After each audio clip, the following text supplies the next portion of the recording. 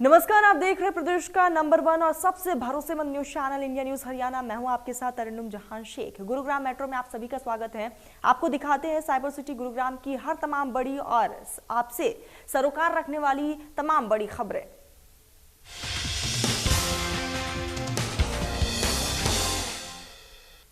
तो कोरोना के चलते पिछले काफी समय से बंद पड़े स्कूल आज खुल चुके हैं। पहली क्लास से 9वीं क्लास तक आज स्कूल सरकार की तरफ से खोल दिए गए हैं।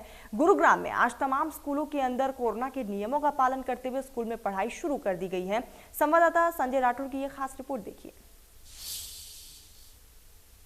लगातार कोविड के बाद जिस तरीके से स्कूलों को बंद कर दिया गया था, हालांकि एक हफ्ते पहले 10वीं से 12वीं तक के जो स्कूल हैं उनको खोल दिया गया था, लेकिन आज से पहली से जो 9वीं क्लास तक के छात्र हैं वो भी अब स्कूल आ पाएंगे। जिस तरीके से लगातार उनकी पढ़ाई में कहीं ना कहीं काफ़ी नुकसान उनका हो रहा था, जिस तरीके से ऑनलाइन वो क्लासेस ले रहे थे, तो जिसकी वजह से कहीं ना कहीं पर नेटवर्क प्रॉब्लम, तो कहीं ना कहीं उनकी आंखों पर भी काफ़ी इसका फ़र्क देखने को मिल रहा था। लगातार जिस तरीके से जो बच्चे हैं अब स्कूल पहुँच रहे हैं आज, और काफ़ी मैं बात करूँ तो 80% जो बच्चे हैं आज वो स्कूल आके अपनी जो शिक्षा है वो ग्रहण कर रहे हैं। जिस तरीके से काफ़ी चैलेंजिंग स्कूल मैनेजमेंट के ऊपर भी थी, जिस तरीके से बच्चों को ऑनलाइन क्लासेस वो दे रहे थे, तो ऐसे में कहीं ना कहीं आज जो बच्चे स्कूल पहुंचे तो कहीं ना कहीं काफ़ी उत्साह उनके अंदर नज़र आ रहा है। और जो स्कूल मैनेजमेंट है वो भी लगातार स्कूल खोलने की सरकार से अपील कर रहे थे कि स्कूलों को खोला जाए, क्योंकि बच्चों के जो भविष्य के साथ कहीं ना कहीं खिलवाड़ होता नज़र आ रहा था। सर, क्या कहना चाहें, किस तरीके के इंतजाम आज आप लोगों ने किए? देखिए, बहुत पुरानी मांग थी हमारे स्कूल खोलने की। बहुत सारे लेख प्रकाशित हुए। WHO ने भी यहाँ तक माना कि बच्चों पर ज़्यादा इम्पैक्ट नहीं करता कोरोना, बड़ों पर ज़्यादा इम्पैक्ट करता है। और दूसरी बात ये कि बच्चों की इम्यूनिटी पावर बड़ों से ज़्यादा होती है, तो इसलिए बच्चे ज़्यादा खतरे में नहीं है, बड़े ज़्यादा खतरे में। तो बच्चों के लिए स्कूल बंद करना ये तो गलत था ही था।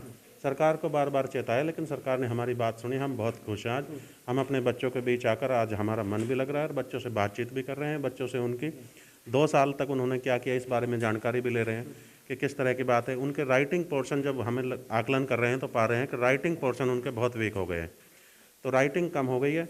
बाकी बच्चों ने पढ़ाई तो किया क्योंकि टीचर के संपर्क में रहे लगातार। कहीं ना कहीं ऑनलाइन जब क्लासेस थी एक बड़ा चैलेंज मानते हैं उस समय? बिल्कुल चैलेंज था। शुरुआती दौर में तो ज़्यादा चैलेंज था, बाद में तो टीचर यूज टू हो गए, उनको पता लग गया कि बच्चों की मानसिकता क्या है, उनकी साइकोलॉजी क्या है, किस तरह से बाद में समझने लगे। लेकिन उतना रिजल्ट नहीं मिल पा रहा था जितनी मेहनत कर रहे थे। यहाँ ब्लैक बोर्ड पे जब हम पढ़ाते हैं तो थोड़ी मेहनत में ज़्यादा रिजल्ट मिल जाता है, क्योंकि बच्चे हमारे सामने होते हैं। कुछ बच्चे जो मेहनत कर रहे होते हैं या मेहनत नहीं कर रहे होते हैं तो उसको भी समझ में आता है। टीचर बार बार उनको खड़ा करके पूछता है। क्वेश्चनिंग जो पार्ट होता है ऑनलाइन क्लासेज में, क्वेश्चनिंग पार्ट कम होता है। स्कूल मैनेजमेंट खुश है? बिल्कुल, बहुत खुश हैं। और सरकार से ये भी मांग करते हैं कि नर्सरी क्लास उन्होंने नहीं खोली है, नर्सरी, LKG और UKG, उनको भी तुरंत प्रभाव से खोलने का आदेश जारी कर दे ताकि वो बच्चे भी स्कूल में आए। तो कहीं ना कहीं स्कूल मैनेजमेंट की मैं बात करूं, काफ़ी खुश हैं, वो उत्साह उनमें नजर आया, क्योंकि पिछले काफ़ी सालों से, अब 2 साल के करीब थे जो बच्चे स्कूल नहीं पहुंच रहे, तो कहीं ना कहीं उनको भी कहीं ना कहीं एक कमी सी खल रही थी। तो वही गुरुग्राम में अभिभावकों की तरफ से विरोध प्रदर्शन किया गया। 134 में दाखिला न होने के विरोध को लेकर अभिभावक गुरुग्राम के कमला नेहरू पार्क में एकत्रित हुए, जहां छात्र छात्राओं के साथ उन्होंने कमला नेहरू पार्क से जिला उपायुक्त कार्यालय तक पैदल मार्च निकाला और जल्द दाखिला कराने की मांग भी की है। अभिभावकों का कहना है कि अब 1 अप्रैल से नए सत्र की शुरुआत होनी है, लेकिन अभी तक 134 के तहत बच्चों के दाखिलों को लेकर कोई भी निर्णय नहीं लिया गया है, जिससे उनके बच्चों के भविष्य अंधेरे में नजर आ रहा है।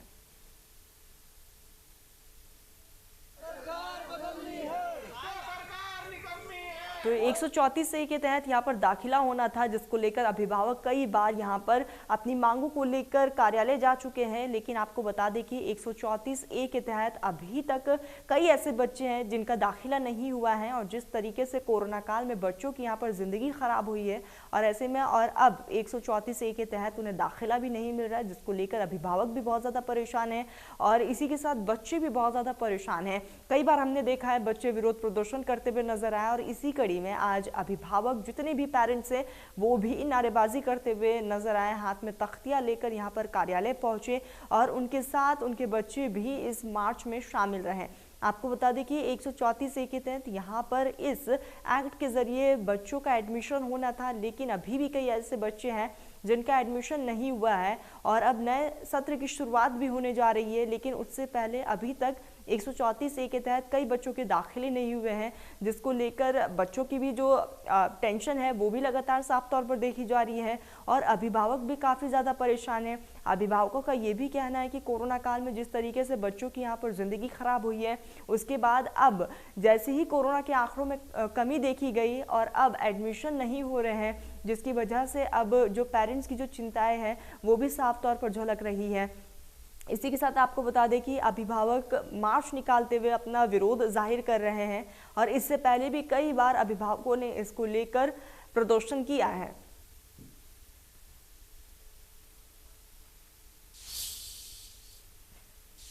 तो वही गुरुग्राम नगर निगम में कुछ गांव शामिल होने के बाद वहां विकास कार्यों में दिक्कत आ रही है, जिसके चलते ग्रामीणों को काफी परेशानियों का सामना करना पड़ रहा है।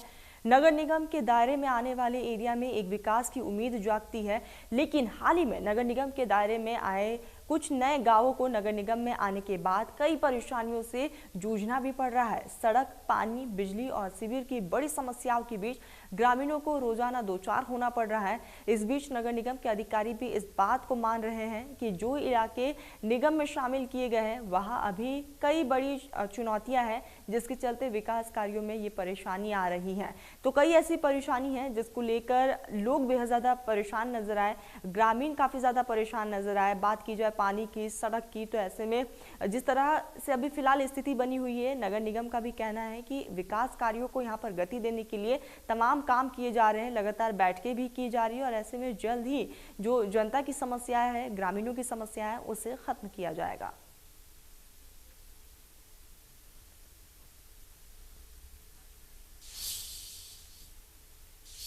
तो वही औद्योगिक क्षेत्र मानेसर के मेट्रो से जोड़ने की मांग भी लगातार उठ रही है। हरियाणा बजट से यहां पर मेट्रो की घोषणा की गई है। मानेसर औद्योगिक क्षेत्र को मेट्रो से जोड़ने से उद्योग को यहां पर नई ऊर्जा मिलेगी। मानेसर को मेट्रो से जोड़ने से औद्योगिक क्षेत्र में आने वाले कर्मचारियों को सुविधाएं होंगी। इसी के साथ मेट्रो के आने से टोल पर लगने वाले जाम से भी लोगों को निजात मिलेगा।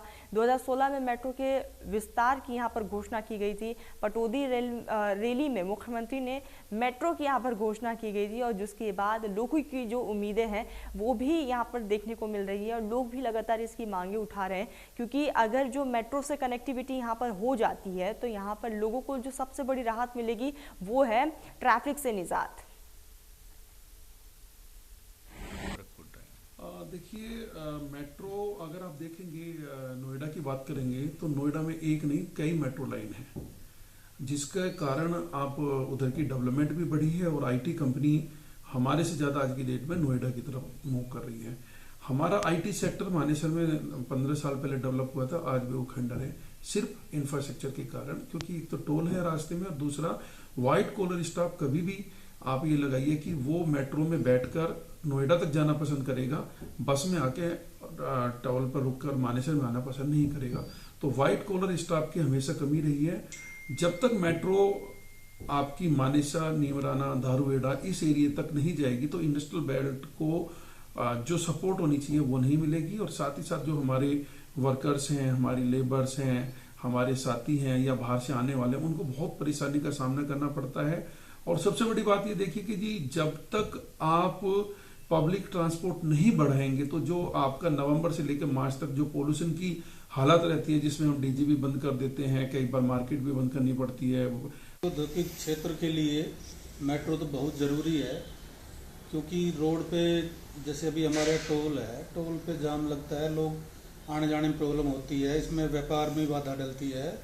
तो मैं तो सरकार से यही मांग करूँगा कि अब जो बजट जो सेशन जो अभी विधानसभा का जो बैठेगा तो उसमें मुख्यमंत्री जी की घोषणा है, कृपा करके इसको पूरी करने की कृपा करें, यही मेरी प्रार्थना है सरकार से। मेट्रो आने से औद्योगिक क्षेत्र को किस प्रकार का लाभ होगा? मेट्रो आने से देखो एक व्यापार में नया आयाम पैदा होगा, दूसरा आने जाने से बाहर से जो लोग आते जाते हैं उनको भी अच्छी सुविधा होगी, तो हर आदमी इस तरफ मानेसर की तरफ बढ़ने की कोशिश करेगा और यहाँ व्यापार भी बढ़ेगा और डेवलपमेंट भी बढ़ेगी मेट्रो आने से। प्रवीण यादव, युवा मोर्चा मंडल अध्यक्ष मानेसर। आपने जो सवाल किया मेट्रो का विस्तार, डॉक्यूमेंट्री पे ये जो है काफ़ी समय से चला हुआ है, लेकिन ज़मीनी स्तर पे इसका कोई आधार अभी तक नहीं हुआ है।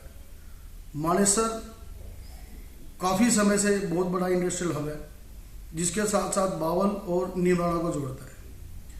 काफ़ी बार हमने सुना है कि मानेसर से होते हुए नीमराणा बावल जो है मेट्रो जा रही है, लेकिन उसका कोई काम अभी तक शुरू नहीं हुआ है। मेट्रो के ना आने से बहुत भारी नुकसान है। हम चाहते हैं जल्दी से जल्दी हम मेट्रो आए, ताकि जो इंडस्ट्रियल स्टाफ है, वाइट कॉलर या लोअर कैटेगरी के जो स्टाफ है, जो प्राइवेट बसों से आना चाह रहे हैं, अभी जो आ रहे हैं, जो मेट्रो को ज़्यादा पसंद करते हैं। मेट्रो आने से पूरे क्षेत्र में विकास की गति आएगी और हमारे जो नगर निगम मानेसर जो 1 साल से बना हुआ है, इसको भी विकास का बढ़ावा मिलेगा। साथ ही बावल और नीमराणा जो औद्योगिक क्षेत्र है, उनको भी विकास का बढ़ावा मिलेगा। 5 राज्यों में विधानसभा चुनाव। कोविड संक्रमण के बढ़ते केसों को देखते हुए केंद्र, ट्रेड यूनियन और कर्मचारी की 23 से 24 फरवरी को होने वाली राष्ट्रव्यापी हड़ताल को स्थगित करके अब 28 से 29 मार्च को करने का फैसला लिया गया है।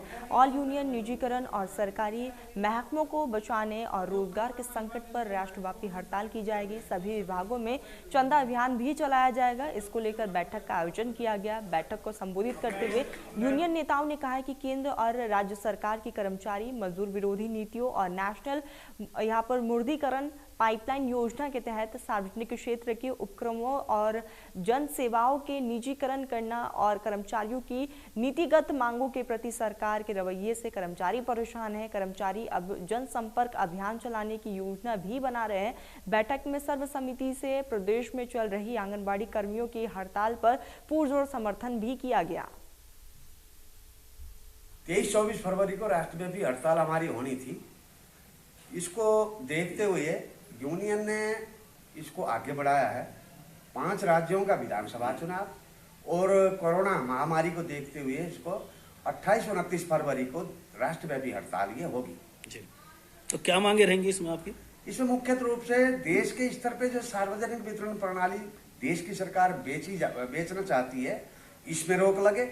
देश के स्तर पे जो तमाम खाली पद पड़े हैं विभागों में, इसमें रेगुलर भर्ती हो और एनपीएस जो पुरानी पेंशन पद्धति है दोबारा से शुरू की जाए, न्यू पेंशन पॉलिसी रद्द की जाए। इसमें कितने संघ भाग लेंगे इसमें केंद्रीय स्तर पे 9 जो ट्रेड यूनियन है वो तमाम भाग लेंगे, जिसमें रेलवे भी है, LIC है, बैंकिंग है, खनन है, लोधी है, एयरपोर्ट के हैं, बिजली के हैं, पानी के हैं, शिक्षा के हैं, सभी तरह के कर्मचारी इसमें हिस्सेदारी करेंगे।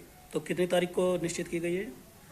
28 और 29 मार्च को निश्चित की गई है और ऐसा भी संभव है सरकार ने अगर इसकी शुद्धि नहीं ली, इस हड़ताल को जो है ना अनिश्चित काल के लिए भी आगे। देखिए, हमारी हड़ताल 23-24 फरवरी को होनी थी, परंतु 5 राज्यों में विधानसभा चुनाव और कोरोना महामारी देखते हुए ये हड़ताल स्थगित कर दी गई है।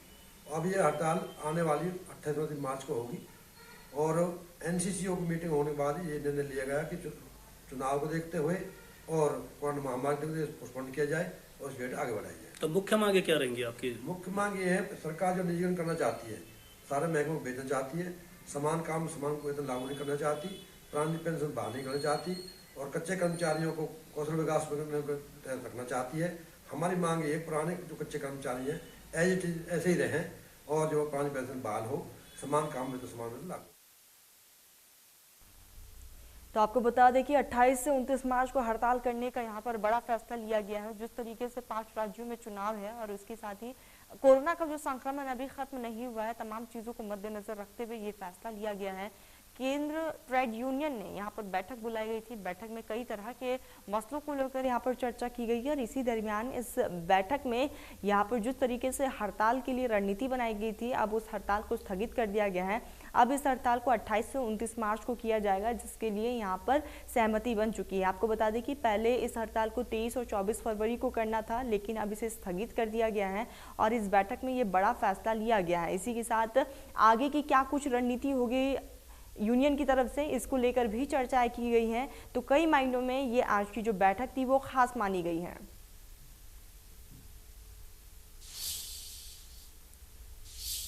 लगातार बढ़ते कोरोना के मामलों के बीच अब आंकड़े सुधरने लगे, जिसके बाद सरकार और प्रशासन द्वारा सख्ती में कुछ यहां पर रियायतें भी दी जा रही है। लेकिन इस बीच लोगों द्वारा भी जमकर नियमों की यहां पर पालना नहीं की जा रही है और लोग यहां पर नियमों का जिस तरीके से उल्लंघन करते हुए नजर आ रहे हैं और इसी का नतीजा है कि आगे जाके आंकड़े और भी बढ़ सकते हैं। लगातार बढ़ते गुरुग्राम में कोरोना के आंकड़ों के बीच अब कहीं ना कहीं इन आंकड़ों में सुधार होता नजर आ रहा है। साइबर सिटी गुरुग्राम की बात की जाए तो अभी भी गुरुग्राम में प्रतिदिन 500 से 600 के मामले जो हैं रोजाना सामने आ रहे हैं। अगर गुरुग्राम की बात की जाए, हालांकि अभी एक्टिव मरीजों की जहां तक बात की जाए तो करीबन 2700 के करीब एक्टिव मामले गुरुग्राम के अंदर हैं। गुरुग्राम की अगर बात की जाए तो एक समय ऐसा भी था जब ये आंकड़ा 4000 के करीब प्रतिदिन पहुंच रहा था, लेकिन अब इसमें कुछ सुधार तो हुआ है, लेकिन लोगों की लापरवाही देखी जाए तो जिसके चलते ये आंकड़ा अभी भी करीबन 500 के करीब प्रतिदिन मामले सामने आ रहे हैं। आपको दिखाना भी चाहेंगे कि तस्वीरों की अगर बात की जाए तो यहाँ पर आपको अधिकतर जो लोग हैं वो बिना मास्क के नज़र आएंगे। जो लोग हैं कहीं ना कहीं नियमों की अनदेखी जो करते नज़र आते हैं। हालांकि कुछ लोग ज़रूर यहाँ पर मास्क लगा रखे हैं, भले ही प्रशासन की लाख दावे हों, सख्ताई की बात की जा रही हो, नो मास्क नो सर्विस की बात की जा रही हो, लेकिन बावजूद इसके कहीं ना कहीं लापरवाही जो है लोगों की वो ज़रूर नज़र आती है, जो कि कहीं ना कहीं चिंता का विषय है। हालांकि गुरुग्राम में बीते दिनों में कोरोना के मामलों में सुधार जरूर देखा गया। ऐसे में तमाम लोगों से इंडिया न्यूज़ की भी अपील है कि लोग, भले ही कोरोना के आंकड़ा कुछ कम हुआ है, लेकिन अभी ये मामले ख़त्म नहीं हुए हैं। तकरीबन 500 के करीब मामले प्रतिदिन सामने आ रहे हैं। ऐसे में तमाम लोगों से भी अपील है कि वो तमाम सुरक्षा के नियम अपनाएं, सोशल डिस्टेंसिंग अपनाएं, मास्क का उपयोग करें। गुरुग्राम से कैमरामैन दिनेश के साथ Deepak Sharma, India news. Metro news Gurugram में फिलहाल बस इतना ही। देश प्रदेश की तमाम बड़ी खबरों के लिए आप देखते रहिए इंडिया न्यूज़ हरियाणा।